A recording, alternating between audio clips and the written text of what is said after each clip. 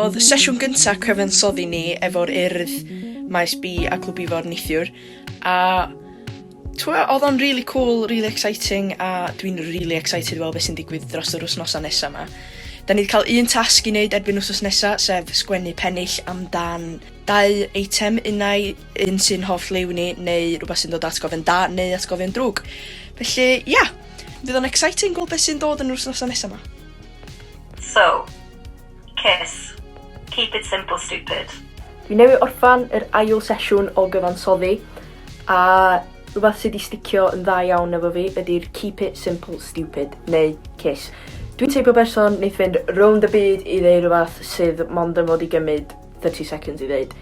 Felly, dwi angen cofio hynna, a dwi'n meddwl nai am byth. Felly, keep it simple, stupid. Unrhyw un gyda unrhyw beth i ddweud cyn bod fi'n cario mlaen. So mae llwyth o gerddoriaeth yna when popeth just yn diflannu.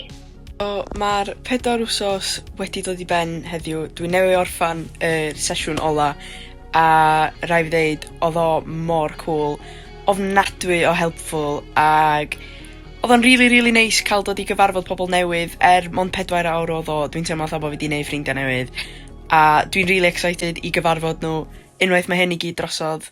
Felly, oedd o'n amazing, a dwi'n really gobeithio fydd 'na rhywbeth fel hyn eto.